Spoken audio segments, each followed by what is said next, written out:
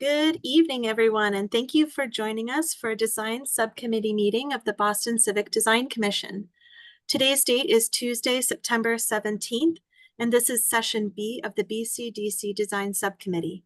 The Planning Department continues to host public meetings in a virtual setting for the health, safety, and accessibility of Boston residents. My name is Christina Rico, Executive Director of the BCDC and Senior Urban Designer at the City of Boston Planning Department. Before we proceed with the agenda, the open meeting law requires that I notify the public that this meeting is being recorded. Therefore, please be aware that Commission staff is making an audio and video recording of this meeting. Please turn off your camera and microphone if you do not wish to be recorded. For the purposes of the record, we are joined tonight by Commissioners Gillies-Smith, Haseen, Love, Lubenow, Ron, Sykes, and ex officio member Diana Fernandez. Tonight's agenda will include a presentation for the 10-year institutional master plans for Dana Farber Cancer Institute and Beth Israel Deaconess Medical Center. Tonight's meeting proceedings will follow the typical BCDC Design Subcommittee format, beginning with a brief presentation from the proponent, followed by comments from BCDC commissioners, followed by public testimony. If you'll give me one moment, I'm just going to promote the proponent team to co-host for presenting, and then I'll follow it up with a brief introduction to the project. Apologies, Lizzie's not with us tonight. It's just me, so.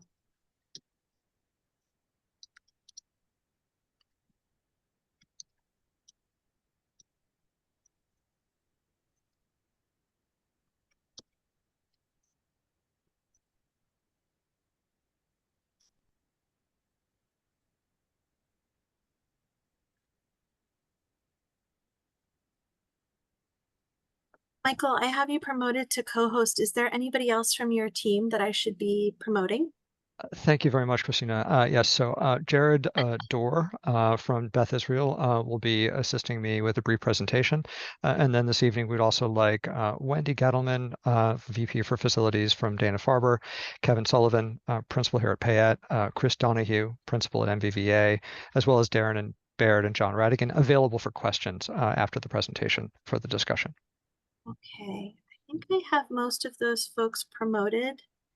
You said, I don't see Wendy having joined just yet.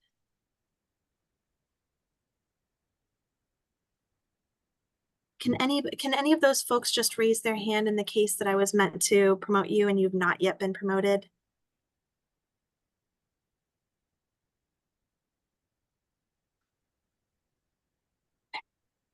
I'm not seeing any hands raised at this time, so feel free to let me know if I've missed anybody. I'm just going to kick off a brief verbal orientation for folks. So a proposed institutional master plan for the Beth Israel Deaconess Medical Center, BIDMC, seeking Article 80D or IMP entitlement, contemplates adding the land area of the former Joslin Diabetes Center to the BIDMC IMP. The BIDMC IMP contemplates a single proposed institutional project that would develop approximately 495,000 square feet of hospital uses, 5,000 square feet of ground floor retail uses, and 250 off-street parking spaces in a single building on an approximately 1 acre site located at 1 Joslin Place. Dana Farber Cancer Institute will lease a portion of the facility, and that square footage will be added to the DFCI 10-year IMP. This will be the second presentation of the proposed project to the design subcommittee following introduction at the August 6th, 2024 monthly meeting and subsequent presentation to a design subcommittee on August 20th. Commissioners Gillies-Smith, David Haseen, Mimi Love, Anne-Marie Lubenow, and Bill Ron were present for the most recent meeting and recommended the proposed project for further review at design subcommittee. And we are fortunate to be joined by all 5 of those commissioners again this evening. It is my understanding that no commissioners are present who intend to recuse themselves from deliberations. Is that correct? Excellent. A reminder to the proponent team that the presentation will be limited to 15 minutes. Planning department staff will give you a 2-minute warning. And with that, I invite the proponent team to begin presenting whenever ready. Excellent. Thank you very much, Christina. I think we have our entire team here. Jared Dorr had the wrong link, but I think he's joined right now, so you might want to double check to make sure that he is promoted. But first off, to the commissioners, thank you so much for your time this evening. We appreciate coming back to subcommittee to present more information in response to your questions from our last meeting with you a few weeks ago. So with that, let me share my screen with you. Let me confirm that everyone has my screen showing. Yes, we can see it. Perfect. So thank you very much. Jared, are you here and able to present? Yes, I'm here, but for some reason my video is disabled by, it says by the organizer. There we go. Oh, there we go. Thank you, Back. Jared. Please. Good afternoon, everyone. I will start it off just to give a little bit of framework. We heard you guys loud and clear at the last subcommittee meeting, and I wanted to give some framework from the owner's perspective regarding specifically the East and West Campus, some of the services that we're providing on both campuses, and both the urban realm and the open space that we have. We have some of the most open space out of all the medical centers in the area, and we're very proud of that. And we spend a lot of time making sure they're kept well, especially along the Emerald Necklace. And we do see some areas of opportunity. So I'm going to start on the East Campus very briefly. On the East Campus, I'll start with some history.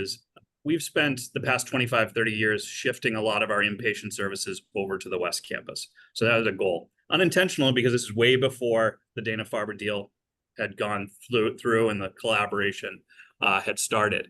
But it really ended up as a benefit so that we didn't have any redundant services, so that BI can provide that. Because if not, the building would have to be a lot larger. So I'm going to walk you through the East Campus. East Campus has a lot of ambulatory services, some inpatient services, and a lot of research. It is framed along the Brookline Ave with a lot of both passive and active landscaping that we upkeep. I guess the star of the show on the East Campus is the Shapiro Plaza, which Michael's circling right now, and that wraps around the side of the building. We take great pride in that active landscaping, and it is very active for the community. And then we go across the street, and what we would like to do is try to connect the East and West campuses with this opportunity along the Brookline Ave side as part of this this new future cancer hospital project. The Jocelyn Park BIDMC, my team maintains. We take great pride in that as well. It does need some love, and we are committed to working with the City of Boston and the Parks Department to redoing that park. And we would like to take both sidewalks on either side on Jocelyn Place, on the Jocelyn Park side and on the Francis side, to expand that park so that we can try to deter the parking that everybody has had issues with over the years on either side of the beautiful park. That ties into across the Pilgrim Ave, which we have a lot of active landscaping, even wrapping around our Pilgrim Garage. There's a lot of passive landscaping and mature trees along Longwood. Part of the heart of the campus is inpatient. So Klarman Building, the Rosenberg Building, which is our two newest buildings on the campus. We've spent a lot of time with making both embedded nature, which you can see in the green with red. That is our roof garden. And if those have not seen the pictures of the final product, it is pretty impressive for our patients and families. And then wrapping around the pedestrian realm along Francis Street, we've improved that landscaping all the way around our building. That ties into Dana Farber, which Dana Farber has made a conscious effort over the years through their past projects to make sure they could use their property they have a tighter campus. They don't have as much open space, but the PMC Plaza and their embedded nature and their Yaki interior garden. We propose to do the same thing in the future cancer hospital and try to tie all those things together with the improvements to the park. The other opportunity that we have, because we have so much space along the Emerald Necklace, is we've done a lot of work over the years to improve the landscaping along there. We have a lot of mature trees. We have a lot of plantings, a lot of flowering bushes. There's two areas that we can really improve on to make that that buffer even more robust. And we would like to entertain that through this IMP process. So that's the landscaping as a whole, because I know that came up. To address some of this concerns about more open space is, we're an academic medical center, and all the academic medical centers, nonprofits, struggle with space interior. To say it in a way, the inn is full every day, and we utilize our space to the max capacity. And some of the areas that were mentioned were there's the Libby building. If Michael, you could point to that right there. That is where we have a lot of incoming deliveries, and we also have our O2 farm behind it, along with critical inpatient staff on the second floor. So we don't really have any opportunity, nor do we have the financial means to do that at this point. We're committed to this project in the next 15 to 20 years. This is Dana Farber's and BIDMC's sole project. Moving over to the Deaconess building, that is where our only inpatient floor for behavioral health is, which is 24 beds, which is critical to the city of Boston. As everyone knows, behavioral health is a huge issue right now. There's not enough beds, and a lot of our behavioral health needs are in the Deaconess building. And then we have the FAR complex, and then we have support services along the Pilgrim Way. And then, like I said, the core, where we have our two newest buildings, is the heart of our inpatient and our inpatient services to support both our West Campus and for the future cancer hospital. The other point of history I wanted to just bring up is Pilgrim Road was one way. We bought that in the mid-90s from the city of Boston. We're committed to helping the flow and the traffic in the area by opening up that space back to two ways. That is a private way from Francis Street to Deaconess. And we want to make sure that we are helping the Longwood area, because our ED is right there, and we need flow of traffic both for our campus and for the future cancer hospital. So we're going to frame that. Michael's going to go into a little bit more detail, but I wanted to kind of give you some color commentary on what's in some of these buildings, give you a little bit of color. I hope that, through this, through our presentation, that we answer most of your questions, and we're questions and enable the subcommittee to recommend us for approval for the next steps. And so we can move through the process. It's critical that we maintain schedule on our determination of need for the project.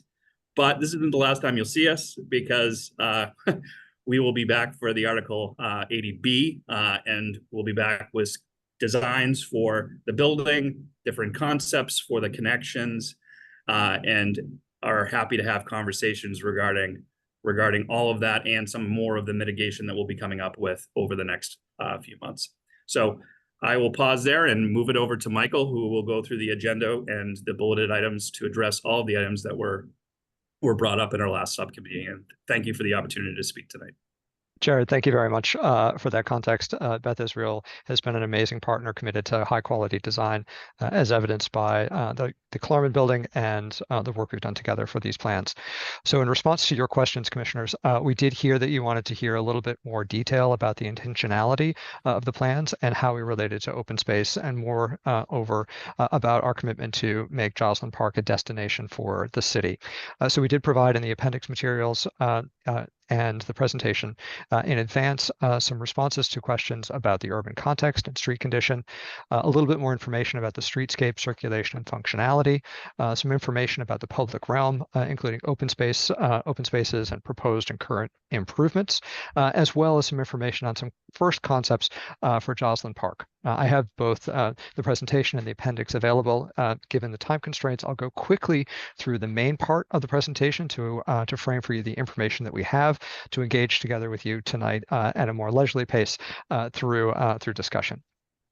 So with that, in terms of the urban context, Brookline Avenue, as was noted in our last subcommittee meeting, is a critical thoroughfare, and both institutions, both in their long-term plans getting to this point, as well as with the proposed institutional master plan project, the Cancer Hospital, done much work to set back their buildings to expand the public realm and create opportunities for improvements to the streetscape.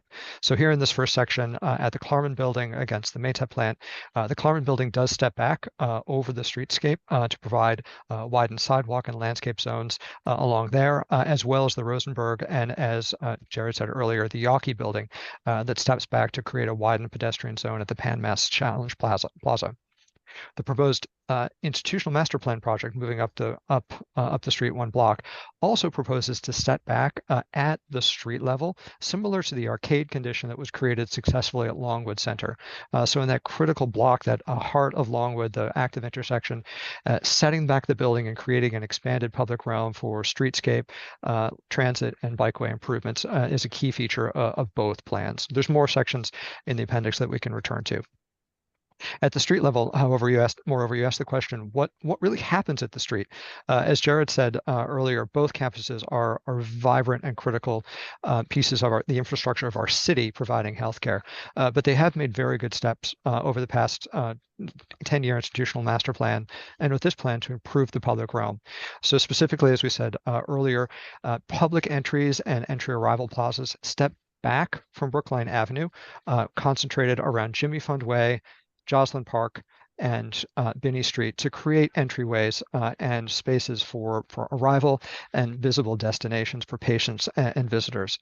At the intersection of Longwood and Brookline Avenue, though, while the Longwood Center project and Galleria are two vibrant retail areas that provide activation and local street level retail there, the proposed IMP project plans to continue that retail activation along Brookline Avenue, creating a vibrant and active streetscape, and is committed to providing spaces for vendors and merchants to serve not only the local community, but also the many people that visit and work in the district throughout the day. On the West Campus, though, as we said before, the entryway of the Rosenberg building and the new Cancer Hospital are meant to be in dialogue with each other across the range of Joslin Park that I'll talk about in a minute, but also want to signal, as Jared said earlier, at the recently completed Klarman building, there the lobbying improvements create a destination or focal point at that key intersection of Pilgrim Road and the Riverway. From a service standpoint, both campuses have worked to develop a really good hierarchy for how the district is managed, both from an urban perspective and a circulation and service. So apart from the major primary streets of the boulevards, the secondary streets that I just mentioned of the Deaconess Joslin Couplet, Jimmy Fund, and Binney Street, focusing as points of arrival and placemaking for the entries to major buildings. The tertiary streets are used to collect service functions. So Crossover Street and Pilgrim Road work, as Jared said, to create the really vital service yard and parking access for the West Campus, as well as for the East Campus. The service area is well removed from the public way. Dana Farber has a slightly different approach to service than Beth Israel. They maintain an offsite warehouse in Reedville, which provides just-in-time deliveries to their campuses that's proposed to be continued for the new Cancer Hospital. That allows them to have much smaller and more compact loading docks along Binney Street on their existing campus, as well as the proposed Cancer Hospital along Jimmy Fund Way. There are a few satellite docks around both campuses, but the main goal is to move service to tertiary roads. Parking and drop-off function in a similar way. Dana Farber again here sets a really wonderful precedent at their existing campus, where street use is restricted to active drop-off only, with valet services being provided inside the parking garage for patients and visitors, so that patients and cars move immediately off the street, removing congestion, and those functions all take place outside of view below grade. That's what's proposed for the new Cancer Hospital as well, to move the parking garage entry to Pilgrim Road so that visitors can drop off and then park within the building, easing congestion. And as Jared said earlier, the opening of Pilgrim Road to two-way circulation will further help increase wayfinding and utilization of Pilgrim Road, freeing up Brookline Avenue from more traffic as well as making space for improvements.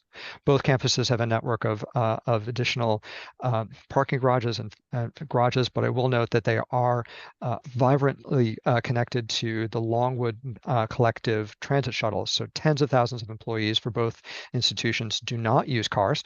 They use the network of shuttle bus systems to come to and from traffic. We can talk about that in more detail later.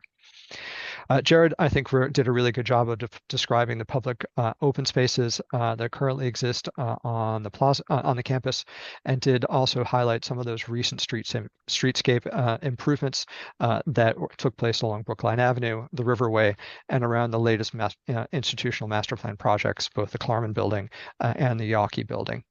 To look specifically, though, to your questions about Pilgrim Road from the previous subcommittee, there's a few key things to draw your attention to that we can talk about in more detail today.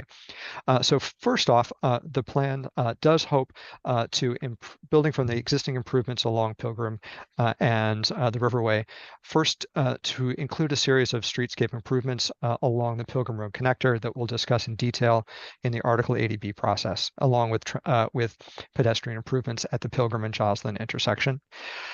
Joslyn Place we'll talk about in a moment. But as Jared mentioned, there are two key other things to note. The project is committed to offsite mitigation improvements to signalize and improve pedestrian circulation at the Netherlands Road intersection. This is where Pilgrim Road and Francis Street meet Netherlands Road at the Riverway, a key transit intersection that opening Pilgrim Road to two-way circulation will really ease congestion in the area, as well as committing to improvements at the intersection of Pilgrim Road and Longwood Avenue, looking with the city to make that a four-way stop and improve pedestrian crossings and bike crossings at that vital intersection at the periphery of the project.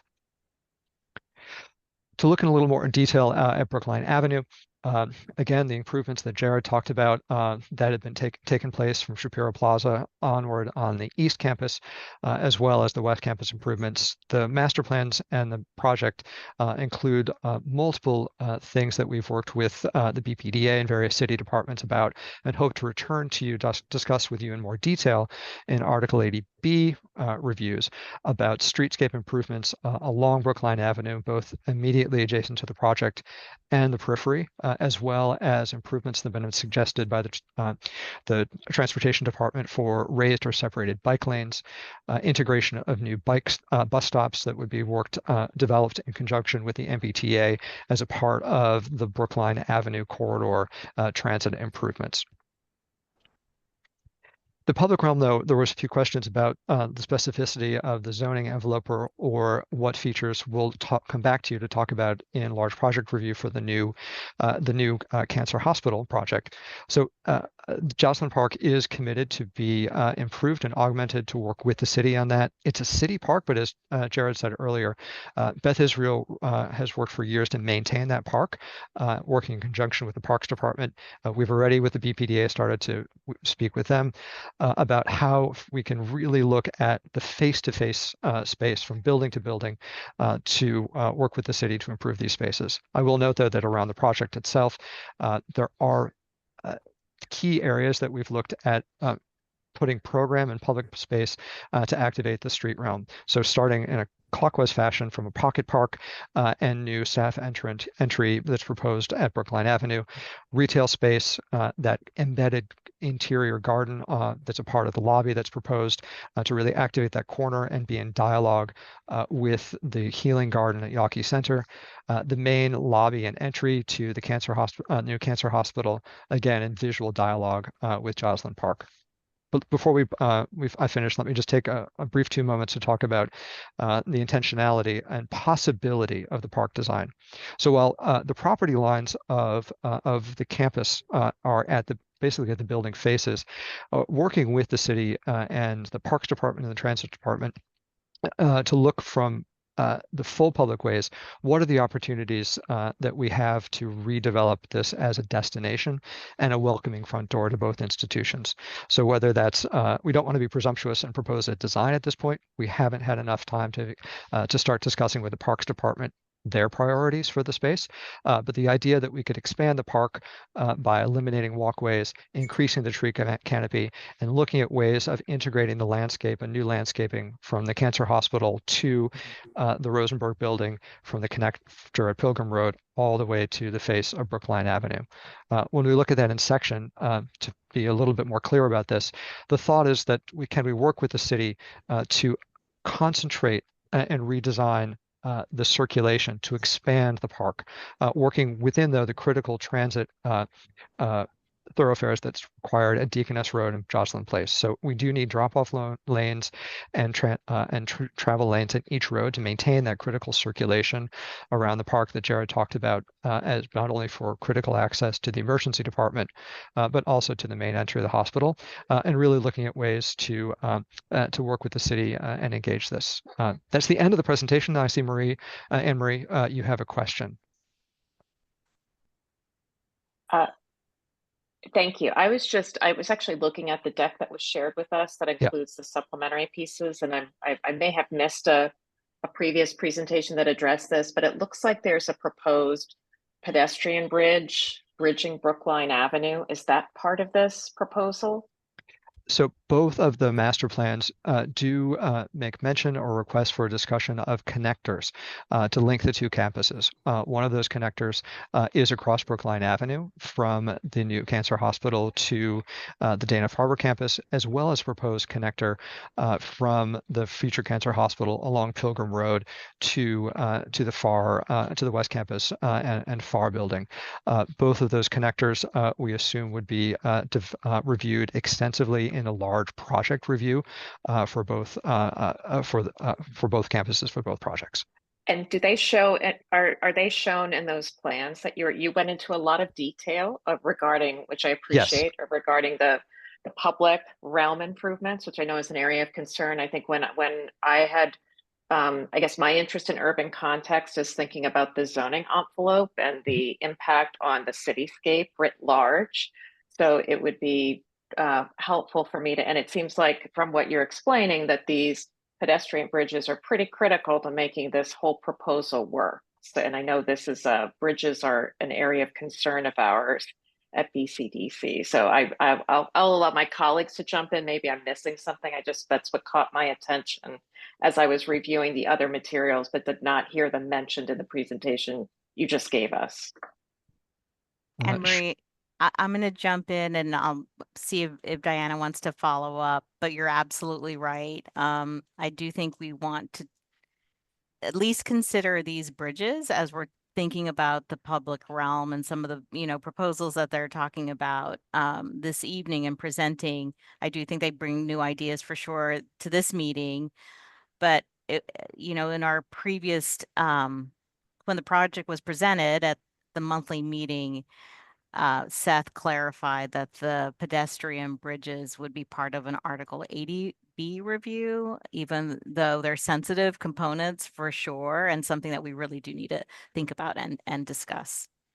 And I think just to further clarify here, Anne-Marie, what the team did is that they wanted to be transparent, right, about their desire, right, to sort of create connections to some of these buildings, but the zoning entitlement that they're pursuing today is not an entitlement of the sky bridges. So that is not something that is part of the review of this particular piece, although it's like, we're just trying to be transparent, right, about what you will be reviewing as part of the Article 80B approval that will come before the commission in short order. But the zoning entitlement today is about the use here of being hospital being made permissible, and the height and density associated with the zoning of this particular parcel. Okay, thank you. Thank you for clarifying. I think I just, it seems like they are interrelated. So I just would, well, I'll leave that for now. Thank you. Yeah, and this is Commissioner Sykes. If you don't mind, I'll jump in. So I think the use is, I would say, quite obviously viable and appropriate, given the nature of the area. I think the height and the density, at this point, the LMA is quite dense and quite tall. I think the trade-offs are on the animation of the ground floor plane and the public realm. And that's why I'm glad that's where we're focusing today. I would love to see some precedents for how the ground floor could be as porous as possible.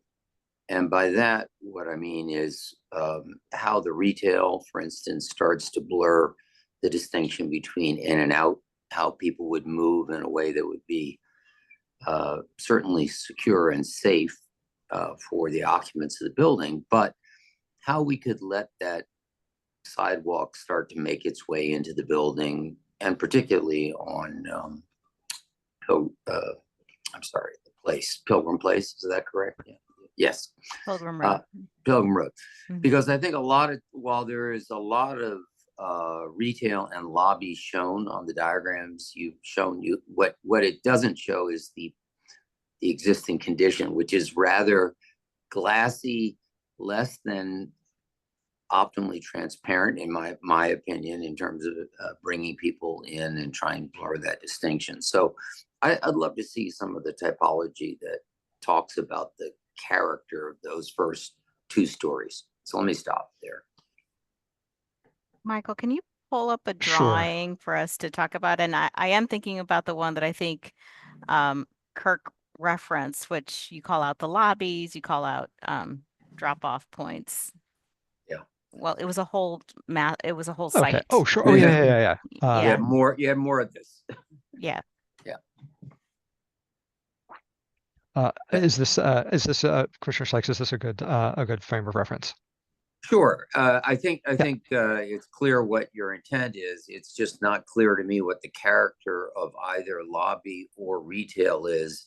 And depending on the nature and the porosity of it, I think about this continuity of the streets of the LMA very differently. If I think of it as a glass wall with something that I can get to behind it, it's different than a wall that rolls up and engages the sidewalk. That's kind of where I'm going. Michael, I might add something here. So Kirk, if you look at the entrance to the hospital that we're showing right there and just go all the way to Brookline Ave, that would be essentially a 2-story high wall of structurally glazed low E glass that would allow you to see fully inside the building. And for 2/3 of that length, there's a wonderful sort of garden that actually would be visible from the street that's right on the corner of Brookline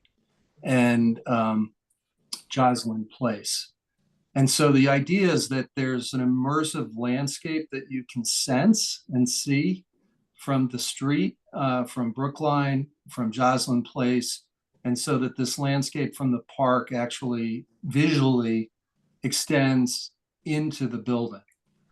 So the intent is that it's quite dramatic and very transparent, almost to the extent that the landscape within is almost a piece of public art that's part of the building. And it's in scale, it's similar to the Yawkey Garden that's up on the 3rd floor in that building, but this is actually on the street. So it's quite exciting.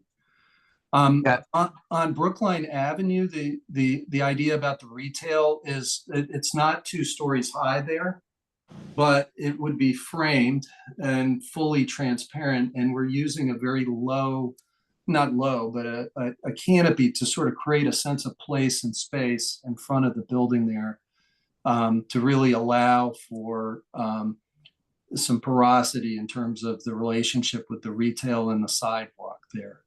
I don't know if this helps, but these are some of the things that we're thinking about that you can't see. And so the lobby in this landscape piece is really something quite interesting.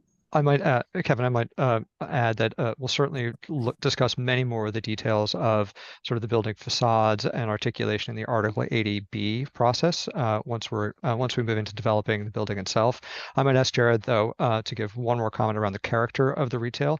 I think our intentionality is that the very successful street retail that is now established at Longwood Center, whether that's a Cafe Nero or a Sweet Green or a Clover, that those active spaces would continue with local-based retail. I think, Jared, you might have some more information to fill in for Commissioner Sykes about what the intent is for those spaces. Yeah, that is correct. We want to continue that continuity from the Longwood Center across our retail space. So we're going to be very thoughtful on, who we're renting those spaces to.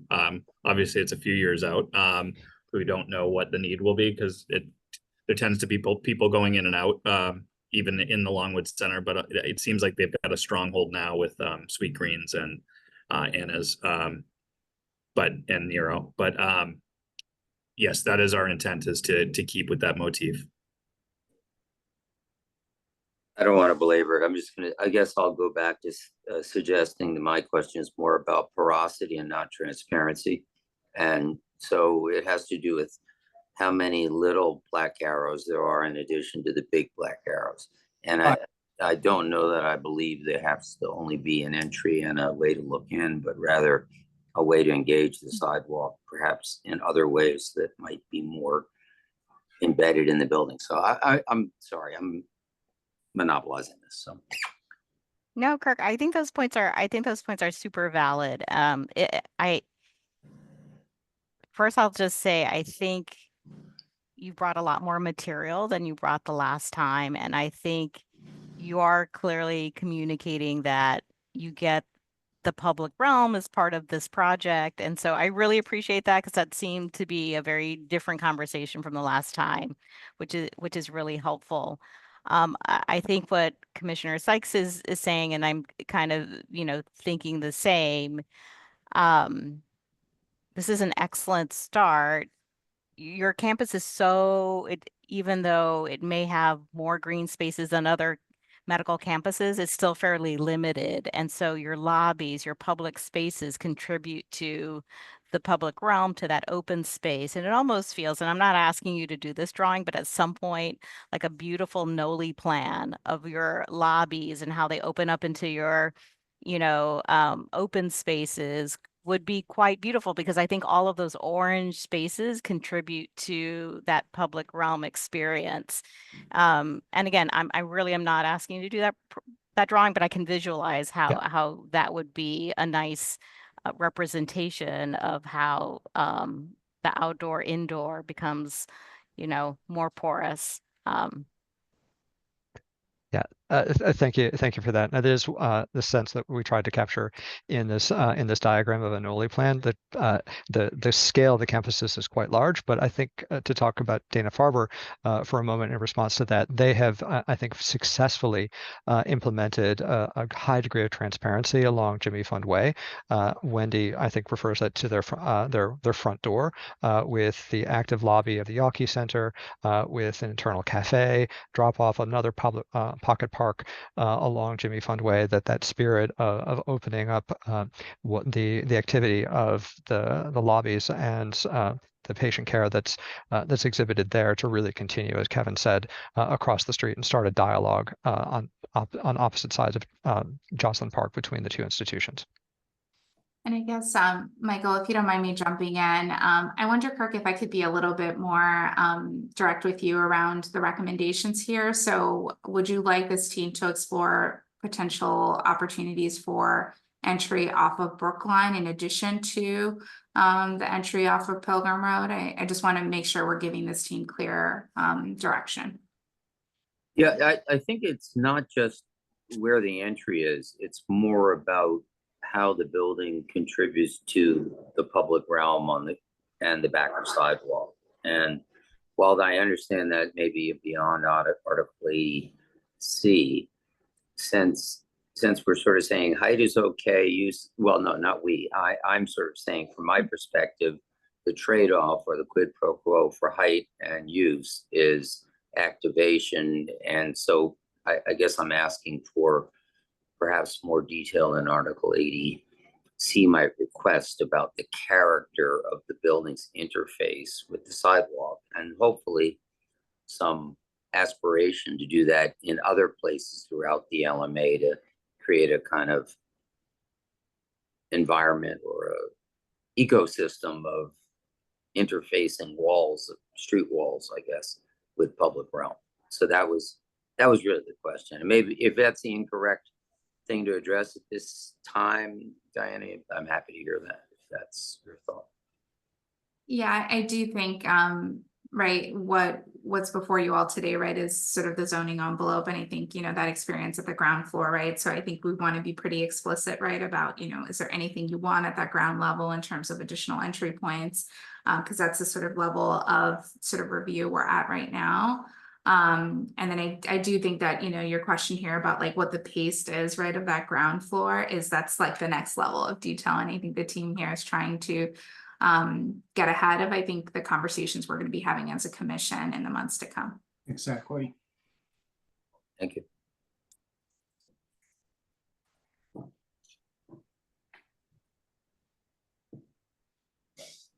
Bill Ron, you're on mute. I see you talking. And All right. then David has seen you next. Okay, well, David, do you want to go ahead of me? Go ahead. No, go ahead, Bill. Yeah.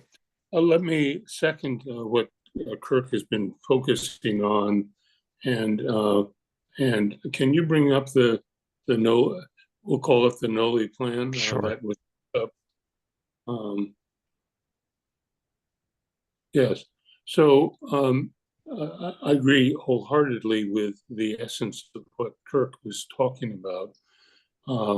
And then I would add, I think we need to understand how these various spaces connect to each other, because that's going to tell us the kind of movement patterns through this hospital and what the quality of experience is when you come to the hospital. So for instance, on the arrow or the element on Jocelyn Place there, I'd be very curious what is the rest of the face of that building all the way up to Pilgrim about.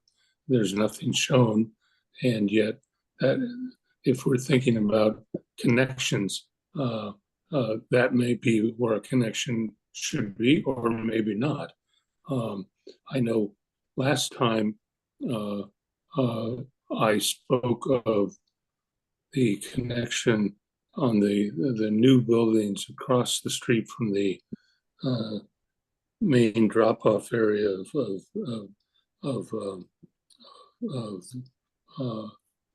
MGH or Brigham and Women's, and they have a passageway. In fact, now we can see it kind of at the very lower edge of this very drawing. There's a passageway that crosses the street in two places and runs parallel and right adjacent to the edge of the building.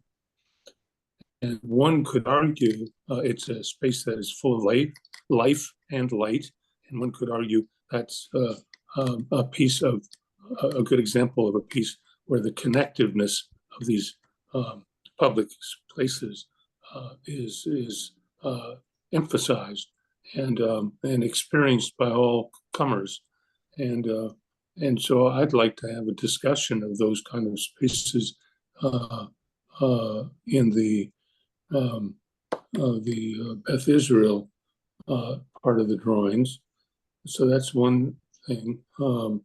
And it would be very interesting to understand actually on the East Campus how the second level connectors work. They don't have that visibility that we're talking about it from Brigham. But in other words, I think this is more than just a half block long lobby that is visible and experiential, but it's about the whole edge of the Beth Israel buildings, because otherwise It's not going to be part of a whole interlocking pattern of public spaces. I don't know if that's clear to you, my intention, Michael, but I think this is more than just having nice entries to these buildings. I think it's understanding how they connect. And I'm even willing to accede to people who don't want to talk about bridges. That's fine. But I certainly would like to have the interconnections within these buildings be more strongly defined. So in that sense, it's adding to what Kirk has already said. Thank you, Bill. I think it is definitely our intentionality with the large project review phase to talk in detail with you about the development of the lobby and the visibility of those connectors as they wrap around the park, as well as the continuity of the connectors along Pilgrim Road as they interface with the existing network of Beth Israel connectors and the visual relationships that we can draw and hopefully bring a clarity to the ensemble of spaces around the park. We very much share your concerns with the streetscape there, but are very clear that we're still at the zoning and use phase right now, and want to defer the much more detailed and lengthy discussion that the connectors merit to the large project review. But this is about, is it not? I apologize, you broke up for a minute there. Oh, this is about when you said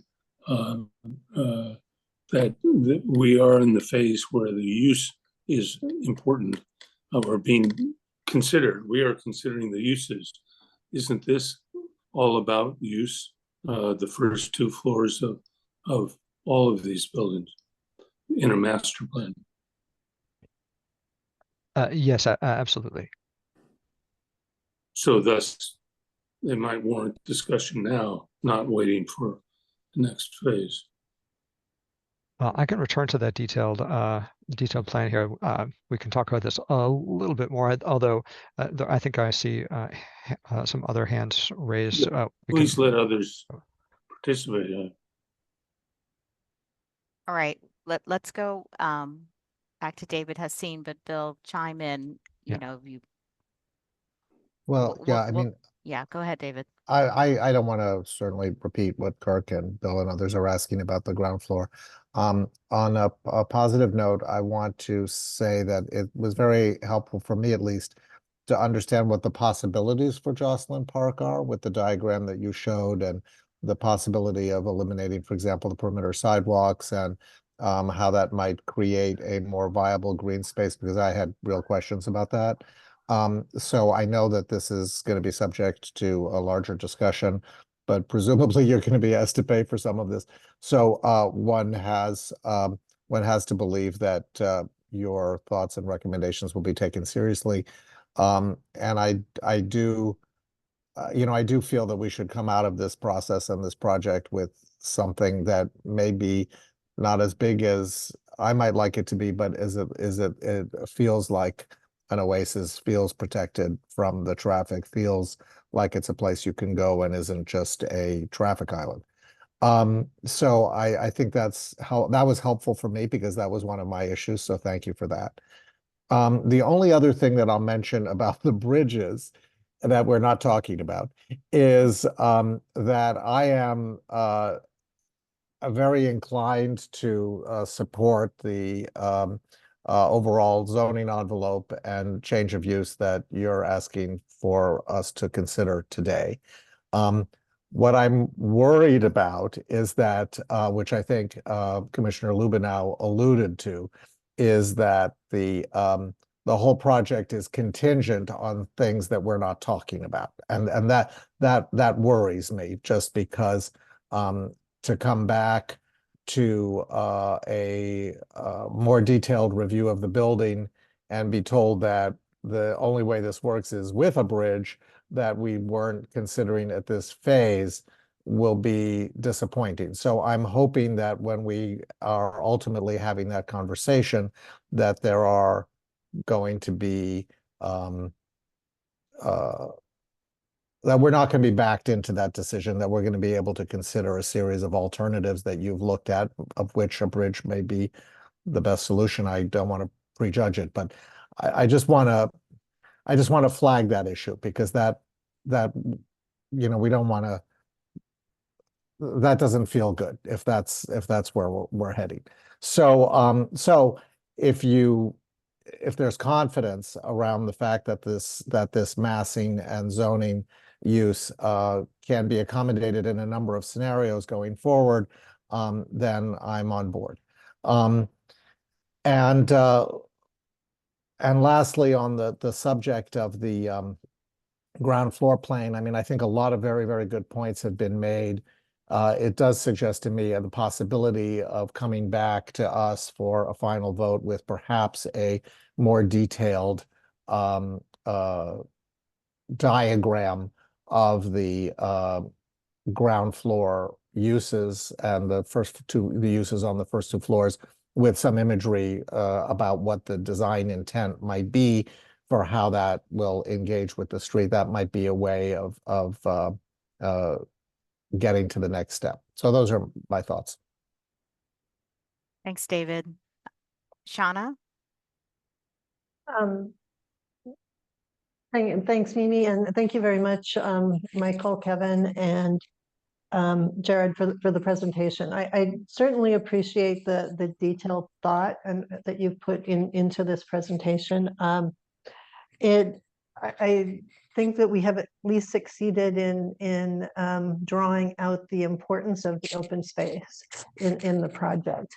As I said, I think at an earlier meeting, that the approach to the open space seems to be opportunistic and very, very different in character. So the Shapiro Plaza, for example, compared to the Claremont facade, which I think those trees look like they're under an overhang from what it's looking like from street view. So it's very, very different in character. I think the lobby discussion that Kirk initiated also is very different in character, the lobby and entrance discussion. So if you were to just look at what was referred to as the Noli plan, you wouldn't look at that. You wouldn't be able to derive necessarily what the master plan is.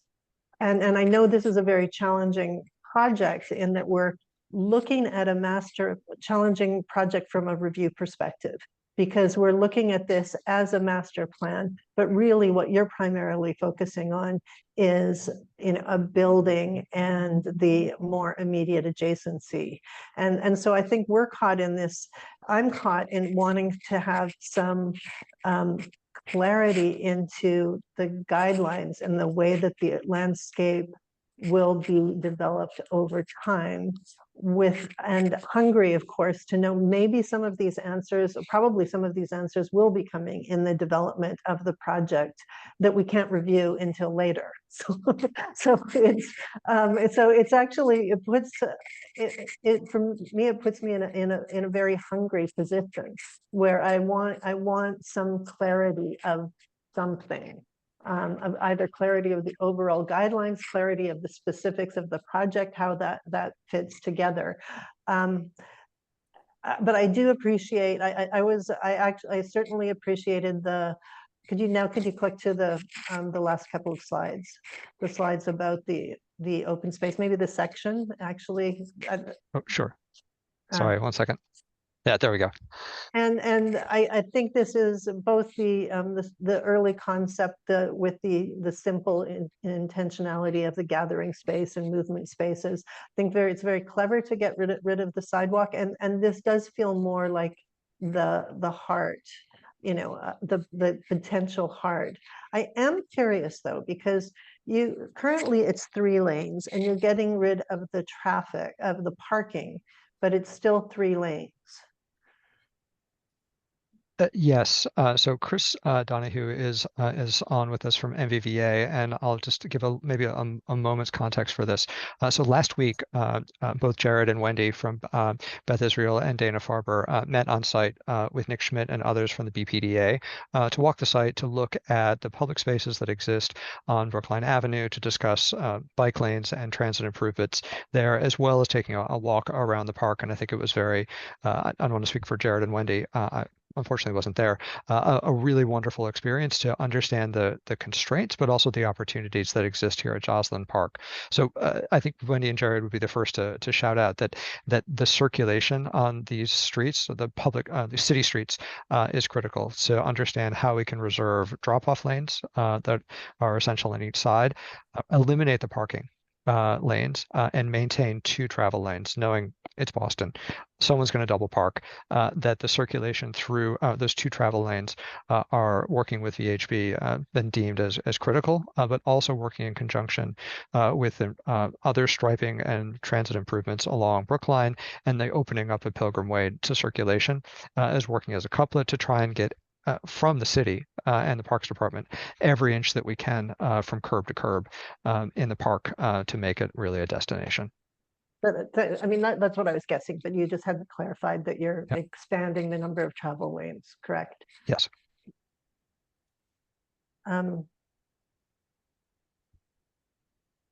So I am kind of piggybacking on what David had just been saying. If we are coming back to full commission, even and I don't know if this can be done in time, but I still would like some sense of the overall landscape intention of the master plan, other than, and again, I know the scope is this particular project, so it's a little, so that's just, it's really, I actually don't even know if I have a specific suggestion, but it's a challenge for me as a reviewer. Well, Sean, I did return to this slide, and perhaps what we can do at the full committee is to clarify what Jared hinted at the start, is that beyond the institutional master plan project and the improvements to the park, there are specific opportunities that we've discussed along the Riverway as additional projects that are part of the master plan that could close that gap along the more passive buffer of landscape, which is really the opportunity that exists within these 2 campuses that really are fighting for every square inch of space for patient care, research, and support space. So that might be a way of responding to your comment, to give a little bit more clarity to what's intended in the plans along the Riverway. The only other thing I might add, Chris Donahue from MVVA, we're the landscape architects. The other thing I might add from a master planning and public realm perspective is the way that in that cross section that was up on the screen, the building podium is stepped back, and that's directly tied to the direction that comes out of the Boston Complete Streets guidelines that really call for a larger, more generous human scale pedestrian and public realm. And in doing so, it allows for far more planting at the face of the building, more than a typical, previously typical anyway, foundation planting. It allows for layered, a sort of ecological layer at the face of the building, one that then pours in and out of the building, that gets to that question of porosity that we'll get to in the large project review. But it's helped to inform, if you look at both the plan and the section, the way that landscape isn't just a single narrow band across the face of the building, but it's something that does pull people into it. It pulls people into it and pulls people out of it, out toward Joslyn Park and into the building from Joslyn Park. So we're excited anyway at this, at this scale that, or this scale of this stage of the project, that landscape was given quite a lot of agency to help inform the shape of the building at the ground plane. And I think we'll see at future phases that there's a lot going on between formal language of the interior and exterior planning. At least that's the intent and where I think we're headed. So we're excited about it from the landscape. Yeah, I think we're like chomping at the bit to share some of that stuff because I think most of what we're working on, I think, is addressing many of the things you're talking about, but we're trying to follow the rules of like what is Article D and what is Article B, and not blurring the boundaries so that we don't get stuck somewhere unnecessarily. So I just, beg for some suspension of disbelief here that we're really trying to do something quite remarkable, but we don't want to get, stuck in this initial step, and we just want to share it beyond this threshold. So I just wanted to relay that. And I think the landscape we're talking about goes all the way to the gasket with Longwood Center, and it turns the corner on Pilgrim too. So it's immersive. It's landscape that you can occupy. It's not, you don't just walk along it. And so that we're pretty excited about that. Yeah, Anne Marie, I'm going to just say one thing and then you can follow up. I think the thing that you're hearing is that the words and the descriptions are only getting us so far. And I think precedent images were suggested. We certainly see guidelines at this, level of review for IMPs. So it might be something I just want you to think in the back of your mind. Imagery and guidelines will be very helpful in helping us understand your intentions and something we can refer back to. But go ahead, Anne Marie. Yeah, I think again, I was just going back to the meeting agenda materials, and this is about, it seems like there are two themes, but the overarching one, and thank you, Commissioner Haseen, for kind of clarifying what I was saying, is that this is effectively, you're seeking a new institutional master. I mean, this is about a vision for for an institutional vision, and considering this piece of it in respect to that. And I guess I keep struggling because on the one hand, you're giving us a lot of fine grained detail about the public realm, which I realize my colleagues are asking for, but I'm trying to understand how all of this fits together. And I really do think there's something missing in this. And this is a big, where this institutional master plan sets the framework for subsequent review. And that's why, at least I'm trying to understand the impact that some of these big decisions are going to have down the road on other decisions. And I do think, Anne Marie, I want to jump in and just make a quick point here, which is that it's an institutional IMP for, with two institutions here, it's quite complex, right? But what's really important, right, is that, and I think, Michael, you might have had this in one of your prior decks, is looking at what sort of future buildable sites are, right, as part of that 10-year lookout, right? So it's a 10-year IMP. And I think what is being made clear, and I think this is like one of the challenges, right, with such constrained sites in an area that's operating as importantly as the Longwood Medical area, is that the only new buildable site that would be available within the next 10 years is this parcel that we're looking at as it relates to the new cancer hospital. There will be future opportunities, but they're further out from the 10-year timeline, right? Given, the sort of age of some of these buildings and when some of these buildings can come online. So I think, from a overall sort of campus planning standpoint, it's really about identifying what's the sort of overall network of open spaces and transportation network here. And then, given that sort of 10-year scope of the IMP and its master plan, where are the buildable sites, right, that we're going to see before us?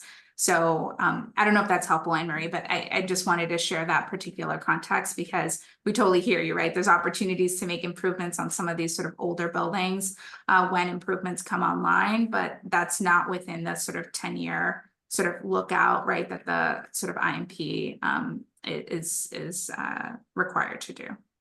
Well, and maybe that context, understanding that context, I'm not trying to make it more complicated. I think it's just difficult as a commissioner to review this because I understand that there will only be so many new buildings, but I think we all understand that these institutions are complex and that there is, there's a sequence of decisions that are made. So anyway, I'll let that be for the time. I do feel like there's a couple of maybe one presentation that might have two ago that might have been helpful in understanding that context, but maybe Kirk, I'm going to let Jared go because I feel like he wants to respond to what Anne Marie raised. Yeah, I just want to put a little context to it. So we're nonprofit healthcare, and healthcare has struggled, since 2022 financially as a whole. We would not be in any position, and I'm just being honest, in the next 10 years to take on another, building. We wouldn't be prepared in the next 15 years to be able to do that. This is a big endeavor as a whole at this parcel. And yes, our buildings are old, and there is, I've got a long career ahead of me, and I'm not going anywhere. So I'm going to be in this, and I'll be in front of you in 15 years. I'm not retiring anytime soon. So, but our campuses are very established, right? So there's not a lot of opportunity, and we struggle capital. Our nonprofit nature is to reinvest in our facilities. When the margins are tight, we're not able to do that. So this is a big endeavor for us and a big endeavor for DFCI. So we don't see any way that we're going to be doing anything more. Obviously we want to make sure that we're doing thoughtful things that we can around this building landscape to address all your concerns. But the opportunities for any other buildings, and I think I framed it earlier on, is it's not attainable at this point in the next 10 years. So I just wanted to kind of framework, and I'm not trying to be a curse or anything like that. I'm just trying to be honest and open with you guys. And that's kind of where we stand as a whole. This is a big project for us, a big endeavor. We're very excited about it. We're very excited to work with you through the Article 80B process. But, there's not a lot of, capital for us to be doing anything else in the next 10 years. So I just wanted to put that framework. And I think Diana kind of framed that a little bit, but a little less with the financial burdens of doing such an endeavor. So I'll pause there, and I'm sorry if I was on a soapbox. Thank you. Thanks, Jared. Kirk? Yeah, I'm going to try to offer some constructive thoughts. Thank you, Jared. Look, these are revered institutions. I was on the board of overseers at Beth Israel. I had, along with other commitments to LMA, invested a lot of my life, and we only want to see it be as great as it can be. I think this is possibly more of a planning exploration by the BPDA. And so I'm going to kick it back a little bit beyond the Article 80C conversation we're having to staff to talk about the character of the streets that we've been discussing here at a very high level, but that perhaps warrant a more thoughtful and granular exploration that can provide guidance for the cancer hospital, as well as other LMA institutions as they make their improvements. We see opportunity. I think the commission sees opportunity to continue to enhance the interaction between what goes on in the buildings and what happens outside the buildings, and how we build dynamic places. And that may be more a planning guidance rather than a zoning handcuff. That is how IMPs sometimes work. So my constructive comment is I am very comfortable that Beth Israel and Dana Farber are well-intended, and with the right guidance from the BPDA staff and planning, will achieve without undue cost or new projects they hadn't anticipated, to keep Jared from falling out of his seat, the objectives that probably mean a lot to BCDC. So I certainly could support the goals of this project with further guidance from BPDA staff and planning on the granularity that we're unable to see now. So that's my constructive thought. Could I just jump in with one thought on that? And I am much more comfortable with the possibilities of this particular building. I'm less comfortable with the overall master plan strategy, just to be put it the most simple way. And so the struggle that I have is more that we're reviewing this and it may be that I don't understand the specifics of the institutional master plan review, because if we're just reviewing zoning, height, and public realm for that specific building project, I'm pretty optimistic about the project. I you know, particularly given the discussions that we've had. So my challenge is more the open space character of Brookline Avenue. You know, what is that? What are there? Jocelyn Park, I think that there's, you know, been very convincing work shown today about it. So that's my struggle with this project. It's more the framing of the review than the specifics of what's being presented to us. And Shauna, I can jump in here because I think you can blame us for why this feels challenging to review in this space. I think this is very much a product of understanding the timelines associated with the sort of zoning use change that needs to be made permissible for the hospital to begin its article, you know, like full building design. And the only way in which we could, as a planning department and regulator, be able to, you know, advance the change in the zoning was to go through the IMP, because these are two institutions. So I think in a perfect world where we didn't have the constraints associated with the DON timeline, and the need for sort of a use change, right? If we had zoning that was in place that would allow the hospital to be in this location, we wouldn't be before you at this stage, right? And I think with this type of entitlement. So I want to be like honest and transparent about, I think the realities, right, of using the IMP as a vehicle in which to establish the use that allows for a hospital site to be here, right? And I think the team has made several commitments that, you know, we're working through right now with our transportation team around looking at key intersections, about the reconstruction of Jocelyn Park, about, you know, intersection improvements at Riverway and Netherlands Road, right? That are all, I think, real benefits that are coming out of the IMP and are associated with this. But I don't think, Shauna, it's not that the scale of, you know, what we saw with Wentworth or with Northeastern, right, in terms of how they're thinking about their campus, where they have multiple projects and really large sort of, you know, open space infrastructure. But, you know, wanted to be transparent that this is really a vehicle for an issue we have with the underlying zoning that doesn't allow for a hospital to be on that site. And this was the mechanism that we as regulators found to be able to do that and give us the adequate time to review, you know, a project of the site when it comes back to us for Article 80B. Where we're discussing the massing, not the massing, sorry, where we're discussing the sort of articulation of the ground floor, where we're talking about the character of the particular open space, where we really get into sort of sectional understanding of the different sort of site components. So I'm not sure that answers your question, Shauna, but I wanted to provide you some insight into like why you're seeing this way, and, you know, be quite transparent about that.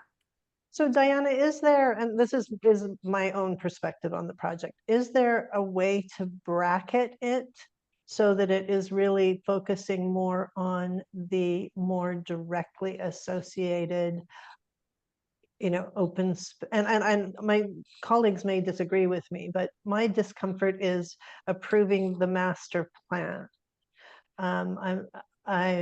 You know, is there a way to bracket it more to the specific building and adjacent surrounds as, and actually I'd love to hear what my other, what Shauna, the other colleagues think on that. Yeah. I just want to understand, when you say that, is it because you're not seeing the, you know, improvements that they're proposing, like they proposed 2 on the Emerald Necklace and they proposed, is it because there's not the idea and the intent is not strong enough? I just want to understand. Yeah, to be clear, I don't, overall, I don't think the 2 improvements on the Emerald Necklace on itself is really addressing my feeling of, it's of a very different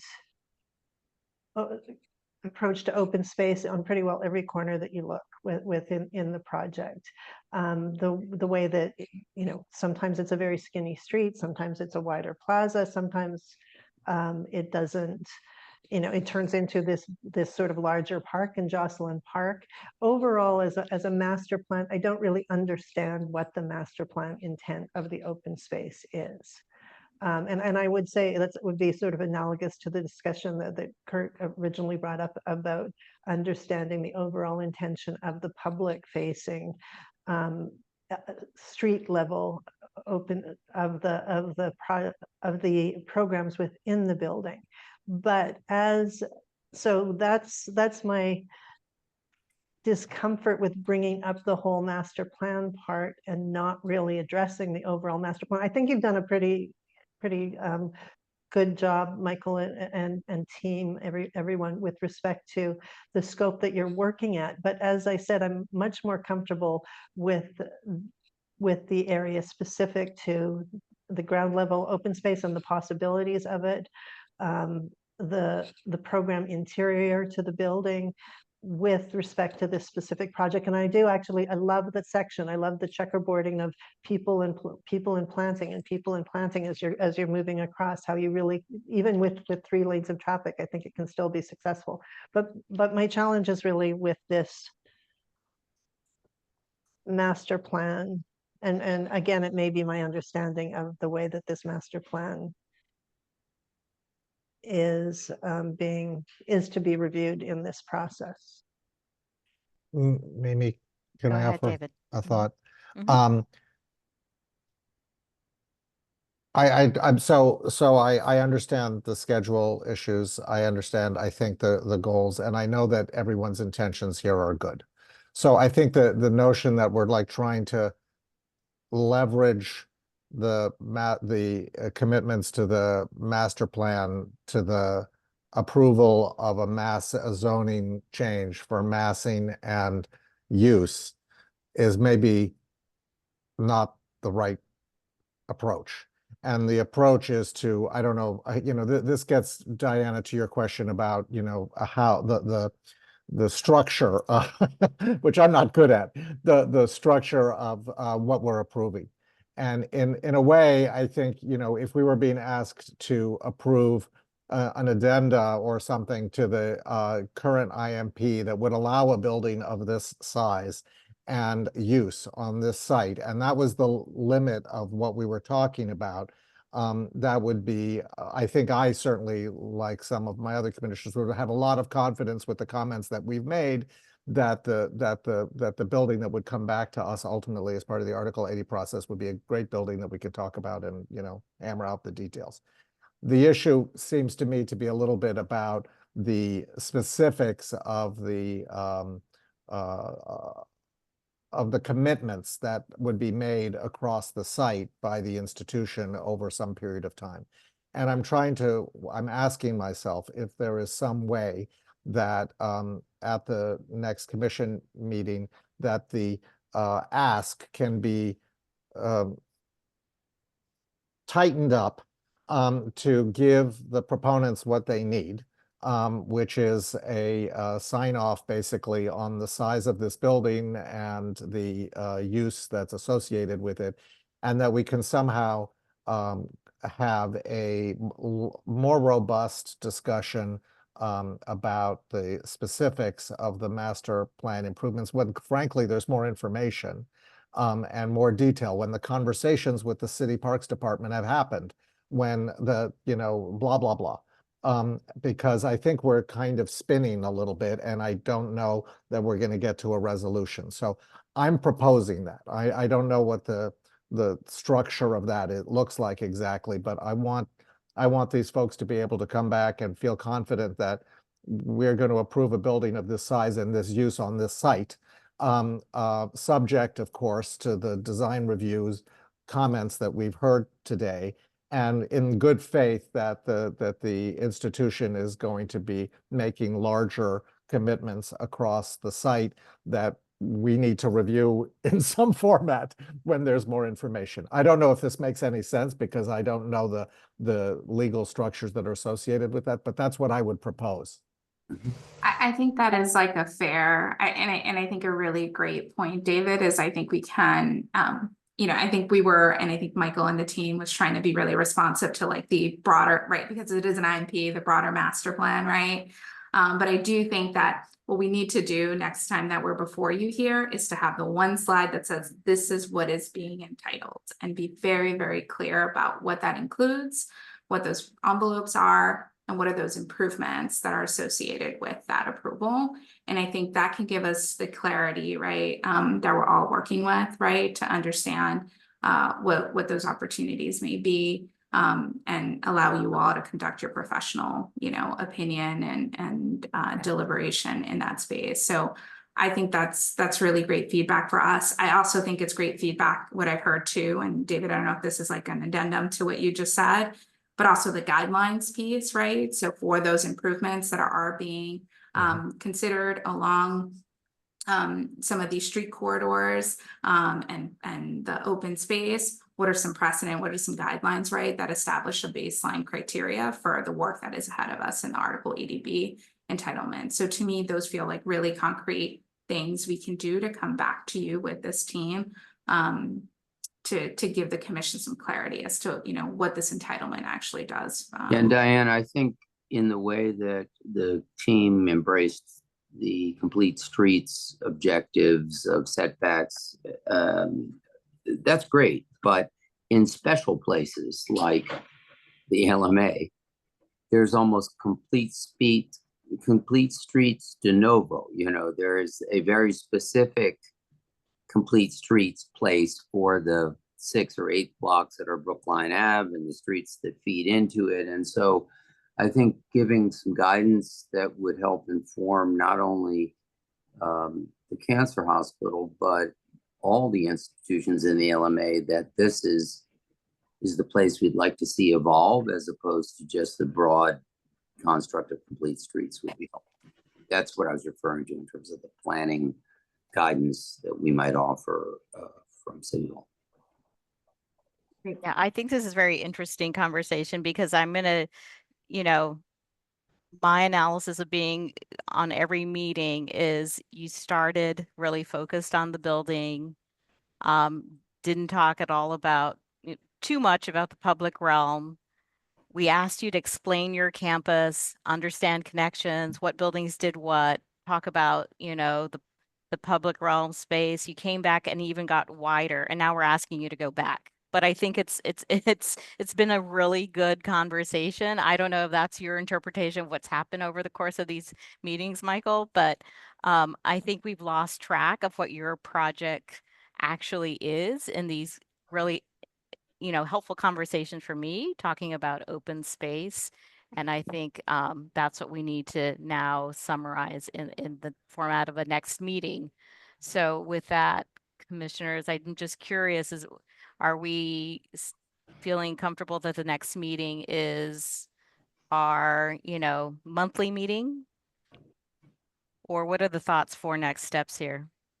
My suggestion is that the proponent work with planning and Diana around this notion that we've floated for them, which is you know, more specific approval around the building with a series of guidelines and goals that are established and committed to by the proponent for the larger site, that are probably fairly abstract at this point, but that we understand will be refined and developed, maybe at the time that the building comes back to us. I don't know. That would be nice, so that they could be considered in coordination with the improvements that are central to this project.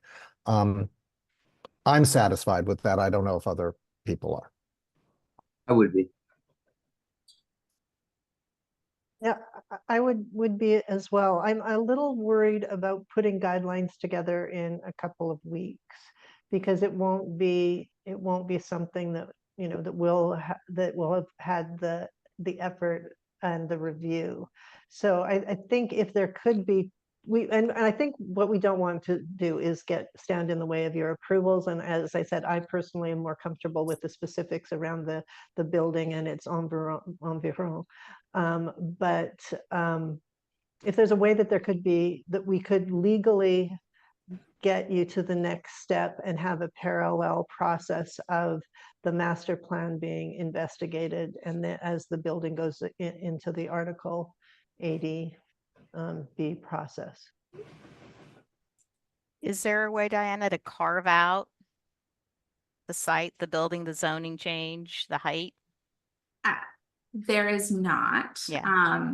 We have to, right? I think what we can be clear about, right, is what is included in that entitlement. And I think that's why I was thinking of a way in which to sort of clearly display that in both graphic and, written form. I do think, Shauna, to your point around the guidelines, I think we would want to create sort of the armature, right? Like almost a framework, right? For how it is that we want to think about what are the sort of critical things around public realm, streets, open space, building materials, et cetera, right, that we want to consider, right, as part of the work that continues. So that's something that I think what we would want to see. I don't think we're going to see a full package of design guidelines. There's not going to be the time to do that thoughtfully, but at least come back with a framework that we continue to amend as we continue to dig into the work associated with the project. Yeah, I would describe it as like an executive summary of guideline intentions, right? And it's not, this has to be 3 feet and that has to be said, it's not that. It's a higher level intentionality that reflects the respect that we have for the proponent, their goals and their commitments to the city, and knowing that this will happen. Well, it's also going to be necessary to get the remainder of our commissioners comfortable. Yes. So, because you're coming with a kind of unique thing. So a framework and some expectations will be helpful to get to yes. So what I'm hearing is that if they come with a framework of some guidelines and intentionality and a better description of their proposed building on the site so that that's fully summarized, that we're fine with them going to the next monthly meeting. Is that a fair assumption? Yes, for me. Bill? Well, let me ask you, would you intend that they show that to us like next week before the full commission, before we meet with the full commission on October 1st? So we typically don't, and maybe I need Christina for this, hand out, packets before, but what are your thoughts around this, Christina? Could we? Yeah, we typically send draft materials to the commissioners only in advance of the meeting. So I don't think open meeting law would allow us to kind of pre-circulate for commentary material that wasn't shared in a public forum, or that, unless it was sort of imminently about to be shared in the public forum, at the meeting that follows it. So, well, I don't think it's something, for next week. The actual monthly meeting, I believe, is actually on October 8th, right? Which is a few weeks away. You're right. You're right. So that gives us, I think, a little bit more time to get something developed between planning department staff and the proponent team, and then still get it to you guys in a timely manner before the monthly meeting.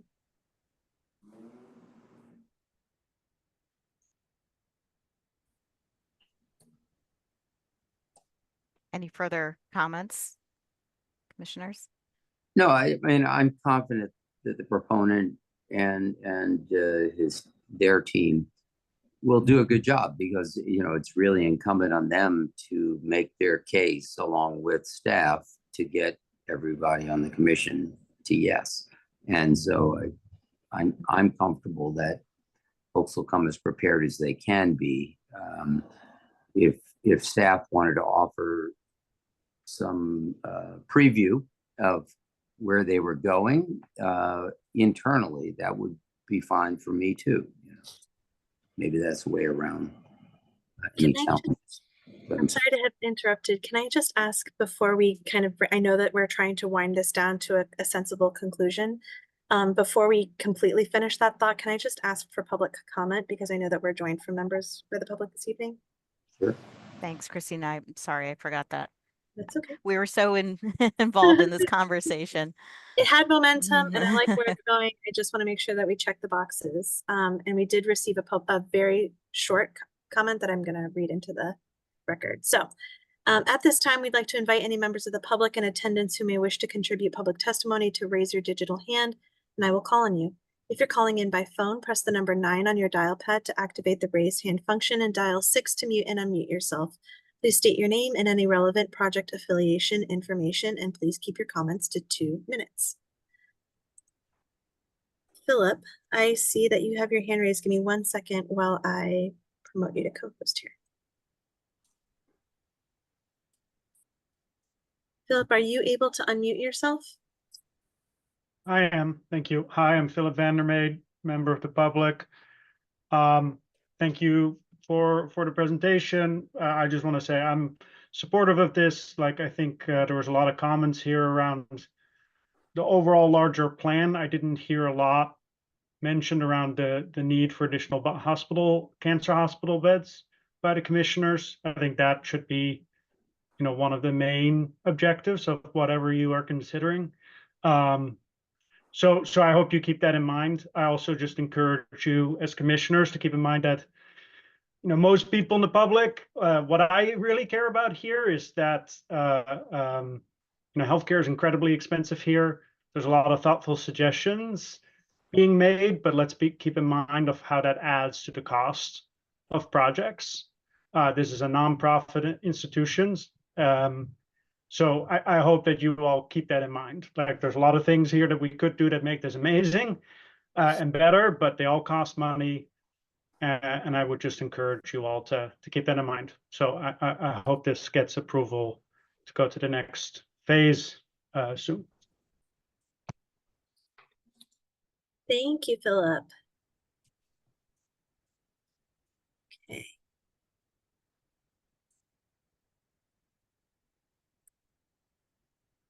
Allison Platinas, I see your hand raised. 1 second, let me just make you co-host. Allison, are you able to unmute yourself?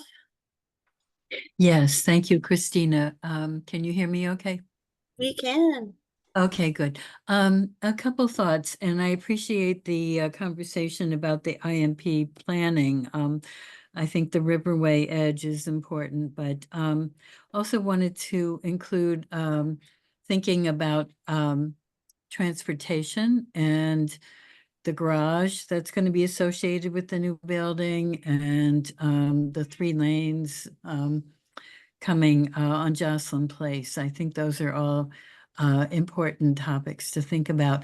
And Christina, I will share the comment I had sent you, which was that when the Jocelyn Diabetes Center was built in the mid-50s, the Parks Department did give up land from the park. And I wasn't sure if everyone was aware of that, but 1956, almost 5,000 square feet, the strip, a whole strip coming, facing the Diabetes Center. And that's when the park was renamed, formerly known as Longwood, renamed Jocelyn Park. So I do think the expanding the park has to be a central goal. I'm not sure just removing sidewalks is the best, because you do want to also have access from one building entry to the other BI building across the park. And so how that happens with ramps, etc., it does seem, and with the 3 lanes, it does seem like you might need some pedestrian safety area to think about. I really think 3 lanes is too much, and also on the other side, of course, but right now we're just talking about Jocelyn Place. But I am concerned about the parking garage. I think it's frankly way too big, and because there's so much other parking right there. But thank you for letting me speak. Thank you, Allison. So since you spoke on your own behalf, I won't read the comment you emailed us earlier, but much appreciated. Okay, commissioners, at this time, I see no additional hands raised, so I'm going to go ahead and close the public comment period and return it to your deliberations. Thank you. So commissioners, any thoughts on next steps? Do we need a vote? I think that we were reasonably clear about asking the proponent and planning to work together to come back to us with a vote that addresses the principal issues that are associated with the mass and use on the site, and as detailed as possible set framework of guidelines for commitments that the institution will be making across its campus, identifying some of the goals that we have collectively described, with any supporting materials, be they plan diagrams or precedents, that help illustrate those intentions. And they would be coming back to us at the next At monthly the full meeting. commission, that's correct. Mhm. If they can, poor Michael working night and day, can somehow pull that together. Any concerns with that direction? That seems clear to me, commissioners. Excellent. So I the- actually do have a slight concern, but it doesn't mean that we shouldn't proceed with it. But my concern is if the first time we see the guidelines are at the full commission, I am concerned that there may be a desire for commissioners to review them and discuss them rather than approve them. And so again, if there is a way to somehow, if BPDA, or sorry, the planning department can determine a way to separate these strategies in some way, or Shauna, I do think that one way we can consider this, and I think, this is really at your discretion. I think we could come back with the framework we discussed here for the guidelines and work with the team here to work on that piece. I think when you're at full commission, that is certainly a proviso, because we know that those guidelines have to continue to evolve and be further refined as we get into further detail. So I do think that that's an appropriate proviso for any consideration of an approval. I mean, not to be pointed about this, because I think that this is, but we're advisory. So I think that when these things come back, if we have advice to give about how the guidelines should be potentially modified and or developed going forward, I think we should be able to do that. Completely agree. Thanks for that, David, because it's exactly where I was going. We have the ability to or to say no, but I yeah. think that that's, nonetheless, yeah.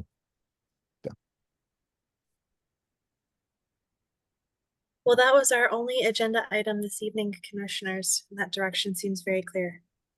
So if everyone agrees, I'm going to go ahead and end the meeting for all. Appreciate the commissioners' time, the members of the public who provided public testimony, and certainly to the proponent for their time and efforts. Thanks, folks. Thank you all. Thank you. Good night. thank you. Night. Good night, everybody. Thank you very much. Have a good evening.